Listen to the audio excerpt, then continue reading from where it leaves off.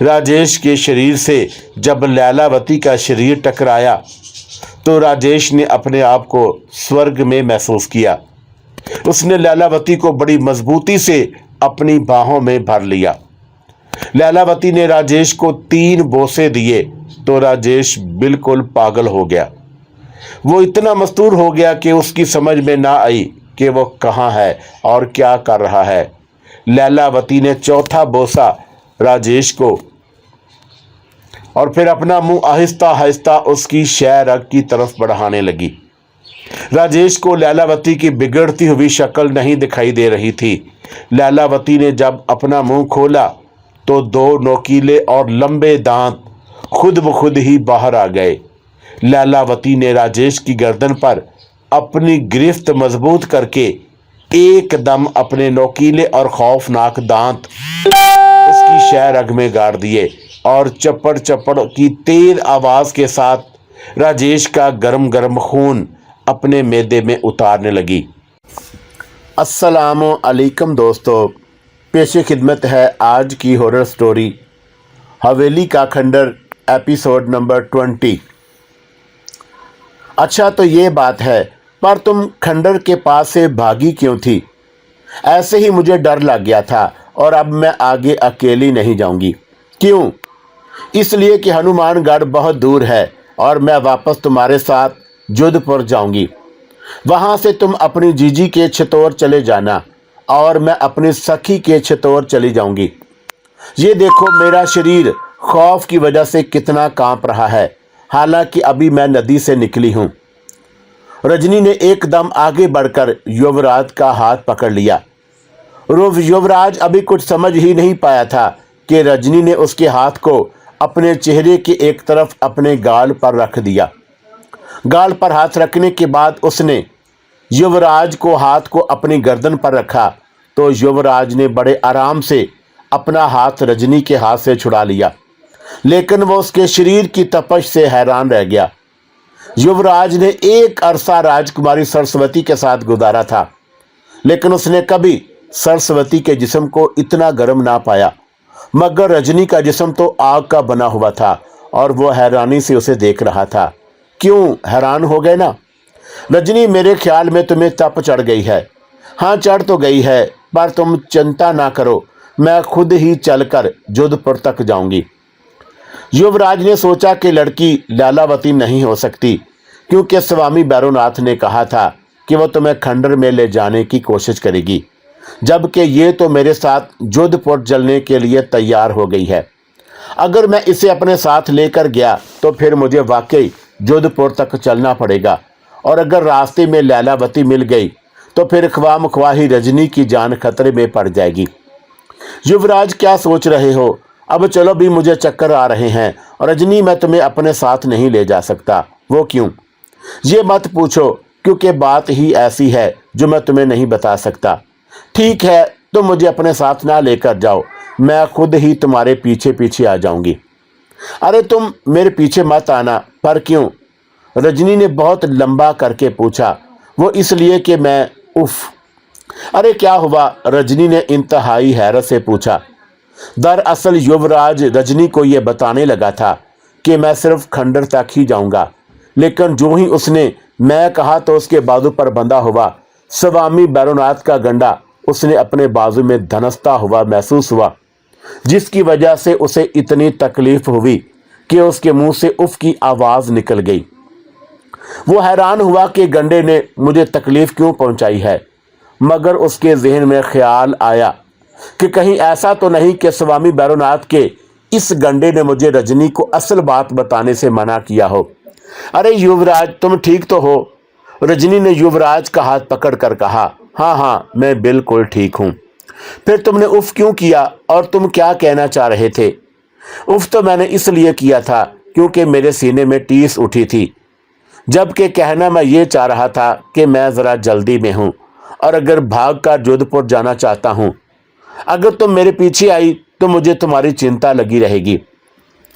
तुम मेरी चिंता ना करो, मुझे कुछ नहीं होगा। ये बताओ कि तुम्हारे सीने पर कोई घाव है? बस यही समझो। क्या मतलब? रजनी ने हैरत से कहा। हर बात बताने की नहीं होती। ठीक है ना बताओ, पर अब चलो। अरे अरे तुम फिर मेरे साथ जा रही हो, बस बस अब चलो। रजनी ने युवराज को खींचकर अपने साथ चलने पर मजबूर कर दिया। वो बादल नाखवास्ता उसके साथ साथ चल रहा था कि ये मुसीबत कहाँ से गले पड़ गई। कहीं उसे लैलावती कोई नुकसान ना पहुंचा दे।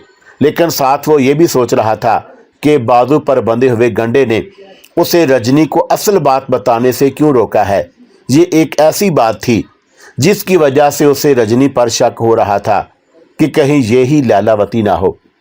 बहरहाल, और जब वो दोनों चलते चलते खंडर के करीब से गुजरे तो रजनी एकदम रुक कर खंडर की तरफ देखने लगी। युवराज ने पूछा, क्या देख रही हो? वहां मुझे एक नारी नजर आई। कहाँ? युवराज ने हैरानी से पूछा। उसे यकीन हो गया कि हो ना हो रजनी को लैलावती नजर आई होगी, इसलिए उसने एकदम पूछा कि कहाँ? अरे उस बेत के पास। पर मुझे तो उस बेत के पास कोई नारी नजर नहीं आ रही। अरे हमें देखते ही वो उस बेत के पीछे हो गई थी। इस वक्त यहाँ कोई नारी नहीं हो सकती। ये तुम्हारी नज़र का धोखा है। धोखा कैसा? क्या मैं अंधी हूँ? नज़र का धोखा अंधों को नहीं हुआ करता। चलो, मुझे पहले ही बहुत देर हो गई है। अरे ऐसे कैसे? चलो, हमें देखना चाहिए कि वो नारी कौन है और इस वक्त यहाँ क्या कर रही है। क्या तुम बावली तो नहीं हो गई? हमें क्या, वो जो कोई भी हो। युवराज ने सोचा कि रजनी को किसी तरह यहाँ से बहिफाजत निकाल कर थोड़ा आगे तक पहुँचा दूँ, फिर मैं किसी बहाने से वापस आ जाऊँगा, क्योंकि रजनी ने लैलावती को ही देखा है। नहीं युवराज, हमें देखना चाहिए वो कौन है, कहीं वो किसी मुसीबत में ही ना हो। तुम आओ मेरे साथ। अरे मुझे क्यों खींच रही हो? क्या तुम मेरे साथ उस बेस तक नहीं जाओगे? रजनी ने रुक कर गुस्से से पूछा। नहीं, मैं तुम्हारे साथ वहां नहीं जा सकता, क्योंकि मुझे देर हो रही है। जाओ, दफा हो जाओ। तुम तो मुझे कोई नामर्द दिखाई दे रहे हो। मैं नारी होकर नहीं डर रही हूँ, तुम एक मर्द होकर डर रहे हो, वो भी इतने हटे कटे। जाओ जाओ, मैं अकेले ही देख लूंगी कि वो नारी कौन है और यहाँ क्या कर रही है। रजनी ने गुस्से से युवराज का हाथ छोड़ा तो वह थप की आवाज़ के साथ उसके जानू से टकराया और उसके हाथ छोड़ते ही वो खंडर की तरफ जाने लगी। युवराज ने उसे 3-4 बार आगे जाने से मना किया, मगर उसने युवराज की तरफ पलट कर भी ना देखा। वो सोचने लगा कि यह कैसी लड़की है जो थोड़ी देर पहले यहाँ से गुजरते वक्त डर कर भाग गई थी और अब है कि खंडर में ही घुसी चली जा रही है और ऊपर से मुझे नामर्द कह गई है। एक बात तो पक्की है कि उसे लैलावती नजर आई थी। जब ये खंडर की तरफ जा रही है तो फिर यह लैलावती से नहीं बच सकती। क्यों ना मैं भी उसके साथ जाऊं? आखिर में मैं भी तो लैलावती की तरफ ही आया था। आगे जो होगा देखा जाएगा। ये सोचते ही युवराज भी उसके पीछे पीछे चलने लगा। रजनी आगे जाकर एक दीवार के पीछे हो गई। जब युवराज वहां पहुंचा तो रजनी दीवार के साथ साथ चलती हुई आगे बढ़ रही थी। युवराज तेज तेज कदम उठाकर रजनी के पास पहुंच गया। क्या तुम्हें वो नजर आई है? हमें देखते ही वो एकदम उस दीवार के पीछे हो गई थी। अब पता नहीं वो कहाँ चली गई है।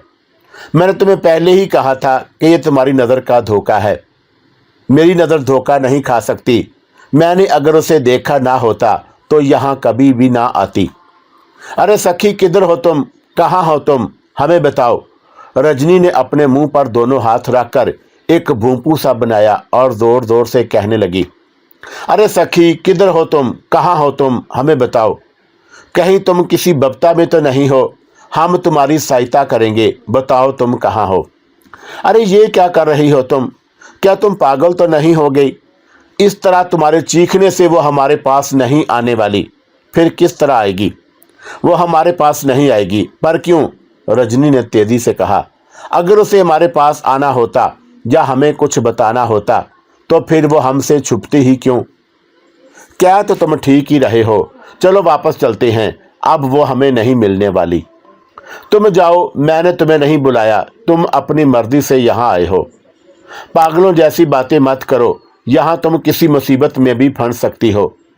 मुसीबत में फंसू तो मैं फंसूंगी, तुम क्यों मरे जा रहे हो? रजनी, इस तरफ मत जाओ। युवराज ने रजनी का बाजू पकड़ने के लिए अपना हाथ आगे बढ़ाया तो वो एकदम पीछे हो गई। उसका रुख खंडर के सलामत हिस्से की तरफ था। मुझे पकड़ने की कोशिश मत करना, जाओ अपना काम करो। अब तो मैं तुम्हारे साथ किसी भी सूरत में जोधपुर नहीं जाऊंगी।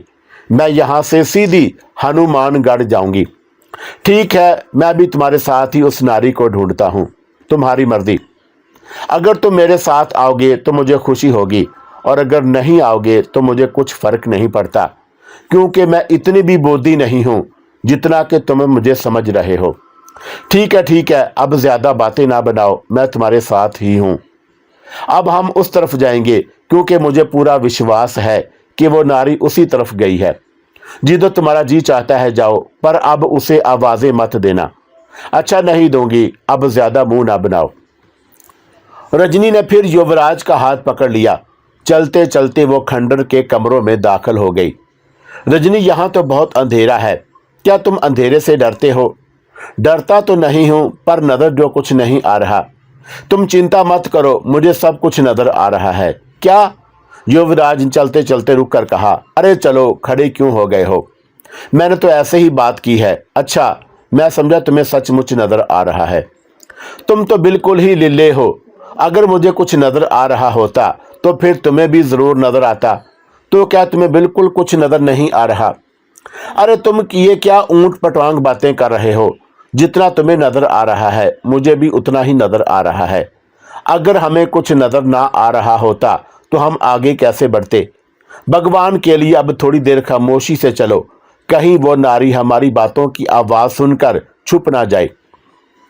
रजनी और युवराज खंडर के मुख्तलिफ कमरों में उस नारी को ढूंढते हुए आगे बढ़ते जा रहे थे। जब वो काफी आगे पहुंच गए तो युवराज को एक इंतहाई नागवार सी बू महसूस होने लगी। उसकी छठी हिस्स ने कहा कि जरूर कोई गड़बड़ है, और जब वो दोनों थोड़ा सा और आगे पहुंचे तो बदबू भी तेज हो गई। रजनी बोली, युवराज, क्या तुम्हें यहीं बदबू आ रही है? हाँ, आ तो रही है। मेरे ख्याल में यह किसी मुर्दार की बू है। हाँ, हो सकता है, युवराज ने जवाब दिया। अरे युवराज, वो रोशनी कैसी है? हाँ, वाकई ये रोशनी कैसी है? मेरे ख्याल में वो उस कमरे में से आ रही है। वो नारी भी उधर ही है। युवराज ने जो ही कमरे का नाम सुना तो उसे याद आया कि स्वामी जी ने कहा था कि जिस कमरे में रानी कौशल्या का ताबूत दबा हुआ है उस कमरे में से बदबू आती है, और वहां हल्की हल्की रोशनी भी है। अगर ये वही कमरा है तो फिर ये बंद होना चाहिए था, क्योंकि इसका दरवाज़ा तो सिर्फ लैलावती की आने पर नमूदार होता है। अगर ये वही कमरा है तो फिर रजनी ही लैलावती है, और अगर रजनी ही लैलावती है तो फिर ये बड़ी खूबसूरती से मुझे इस मुक्तल गाह तक ले आई है। बहरहाल मुझे तो यहाँ तक आना ही था। अब आगे देखते हैं कि ये क्या करती है। युवराज और रजनी उसी कमरे की तरफ बढ़ रहे थे जिसमें से रोशनी आ रही थी, और जब वो दोनों उस कमरे के दरवाजे पर पहुंचे तो फिर युवराज को पक्का यकीन हो गया कि रजनी ही लैलावती है, क्योंकि उस कमरे के एक कोने में सीढ़ियां ऊपर जाती हुई दिखाई दे रही थी। उसका फर्श भी नहीं था, यानी उस कमरे का फर्श मिट्टी का था, और वो भी नीचे बैठा हुआ, जबकि दूसरे कमरों के फर्श अगरचा उखड़े हुए थे मगर थे वो पक्के। उस कमरे में से इतनी गंदी बदबू आ रही थी कि युवराज का जी मतलाने लगा। ये सारी ऐसी बातें थी जो कि उसने स्वामी बैरोनाथ से सुन रखी थी। रजनी कमरे में कदम रखते हुए युवराज को अंदर की तरफ खींच कर कहा, आओ ऊपर देखते हैं, शायद वो नारी ऊपर ही हो, क्योंकि उस रोशनी से तो यही पता चलता है कि वो ऊपर ही होगी। रजनी ने जो ही दोबारा युवराज का हाथ खींचा तो उसने जानबूझकर अपने दाहिने हाथ को बहुत जोर से दरवाजे की चौखाट पर मारते हुए कमरे के अंदर गिरने की अदाकारी की। उसने स्वामी बैरोनाथ के कहने के मुताबिक अपना दाहिना हाथ दरवाजे की चौखाट पर मार दिया था, लेकिन रजनी ये समझी कि युवराज उसके खींचने की वजह से गिरा है, इसलिए वो फौरन उसे संभाला देते हुए बोली, अरे अरे संभल कर, कहीं तुम्हें चोट ही ना लग जाए।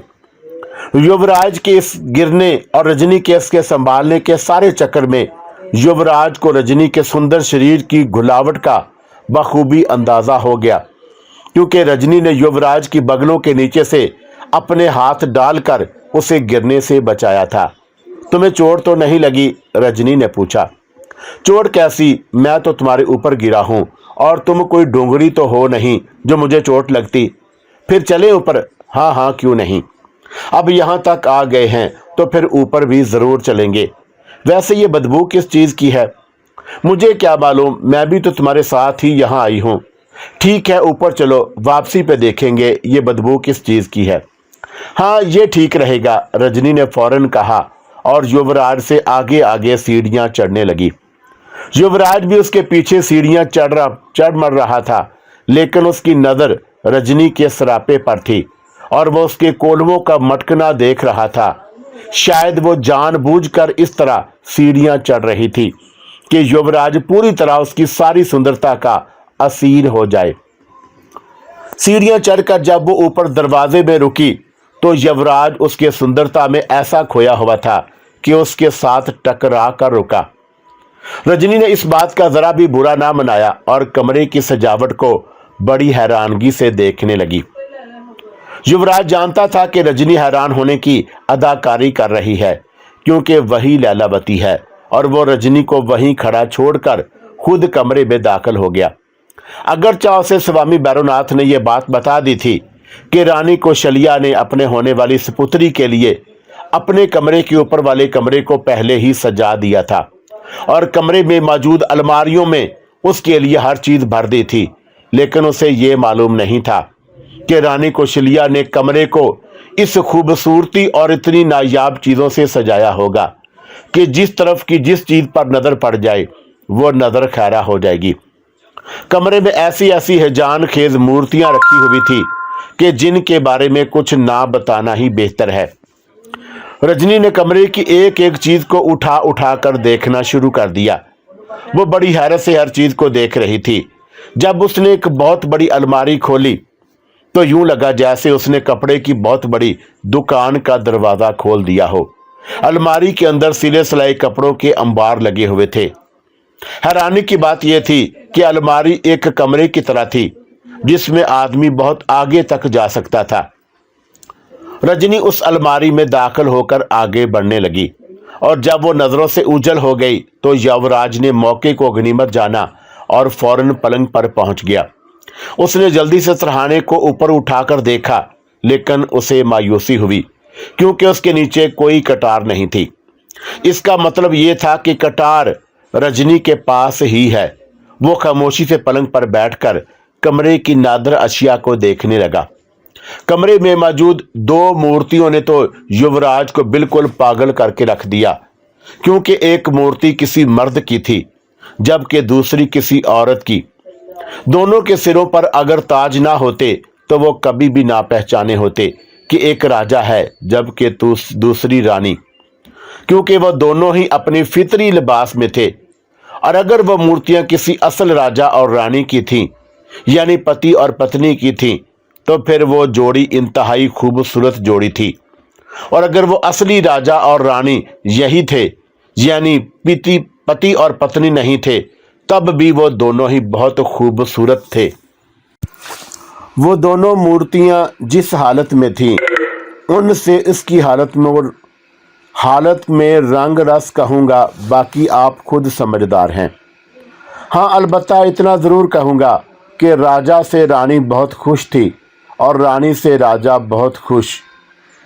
युवराज थोड़ी देर उनकी खिलवतें सही में झांकता रहा, लेकिन फिर उसने अपनी नज़रें दूसरी तरफ फेर लीं, क्योंकि उसे कदमों की चाप सुनाई दी थी। जो ही उसने अलमारी की तरफ देखा तो बस फिर देखता ही रह गया, क्योंकि एक क़यामत थी और चली आ रही थी, गोया कि आज वो होने ही वाली थी। ऐसा क़यामत खेज जोबन, ऐसा क़यामत खेज सरापा आज वो अपने सारे जीवन में पहली बार देख रहा था। उसे अपनी आंखों पर यकीन ही नहीं आ रहा था कि रजनी इस हालत में भी उसके सामने आ सकती है। वो जिस अलमारी में दाखिल होकर नजरों से उजल हुई थी, उसी अलमारी में से निकलकर वापस आ रही थी। उसने अपने चिट्टे गोरे सडोल बदन पर आसमानी रंग का एक ऐसा बारीक पोशाक पहना हुआ था जिसे हम अगर तह करके आधी बालशत जितना डबिया में भी रखते तो वो ना सिर्फ उस डिबिया में आसानी समा जाता बल्कि वो डिबिया उससे ज्यादा भी पड़ती, यानी डिबिया उस लिबास को बड़ी हो जाती। उस बारीक लिबास में रजनी के शरीर का एक एक अंग उतना ही साफ और वाज़े नजर आ रहा था जैसे कि वो साफ शिफाफ पानी के एक टब में लेटी हुई हो, और टब में पानी उतना ही हो जितना कि उस वक़्त रजनी का पहना हुआ पोशाक उसके बदन से दूर था। यानी जैसे पानी के टब में उंगली डबोने से पहली पोर में उसके मखमली शरीर को छू जाए। रजनी ठमक ठमक कर चलती हुई पलंग पर सरहाने की तरफ आकर बैठ गई। उसकी आंखों के डोरे बिल्कुल सुर्ख हो रहे थे जैसे वो नशा करके आ रही हो। पलंग पर बैठते ही वो बोली, युवराज, क्या तुमने वो नारी देखी? कौन सी नारी? युवराज ने चौंकते हुए कहा, क्योंकि वो रजनी की सुंदरता के नशीबो फराज को देखने में बहुत मगन हो गया था। अरे वही जिसके पीछे तक हम यहाँ पहुंचे हैं। मुझे तो वो नहीं देखी, पर खंडर में यह सुंदर कमरा कहाँ से आ गया?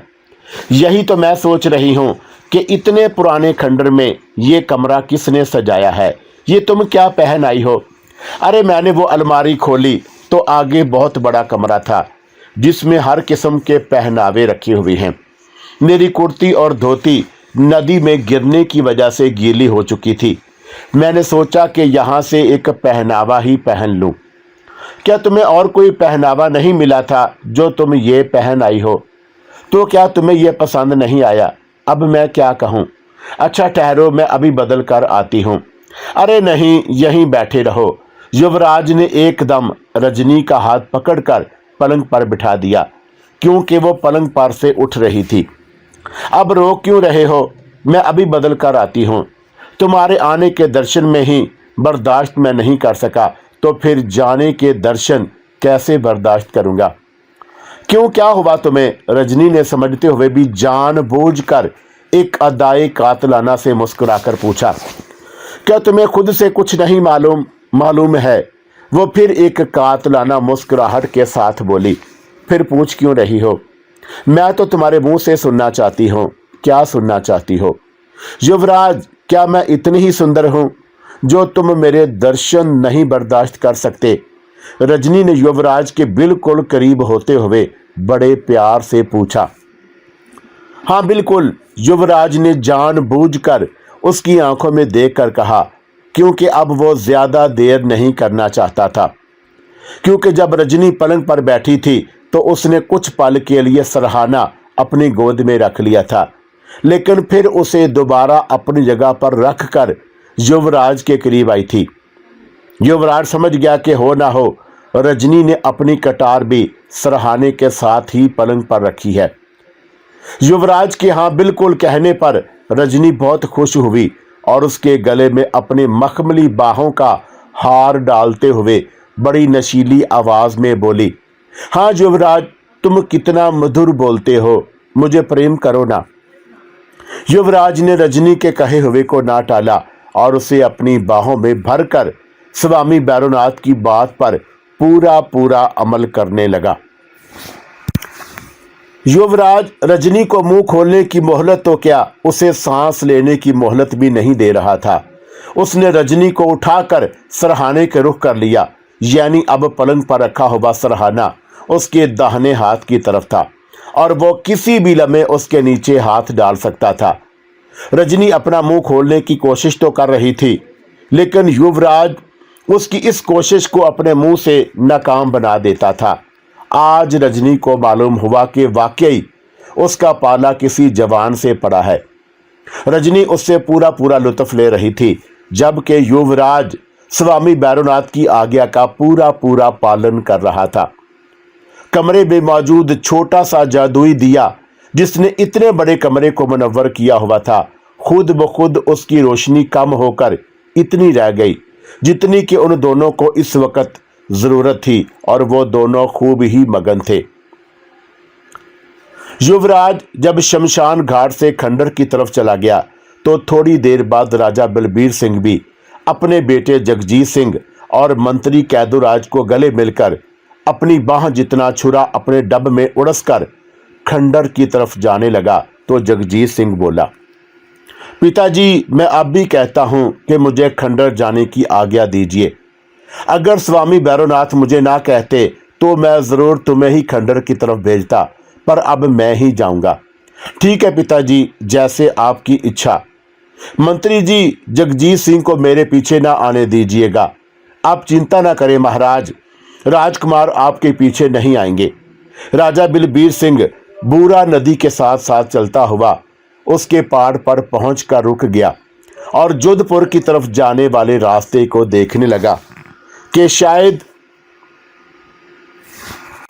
युवराज वापस आता हुआ दिख जाए, लेकिन उसे दूर दूर तक युवराज का कोई नामो निशान नजर नहीं आ रहा था, जिसका यही मतलब था कि युवराज को लैलावती अपने साथ खंडर में ले गई है। राजा बलबीर सिंह बूरा नदी के पार से तकरीबन दौड़ता हुआ उस रास्ते तक पहुंचा जो खंडर की तरफ मुड़ता था। वहां से तेज तेज चलता हुआ खंडर की तरफ जाने लगा।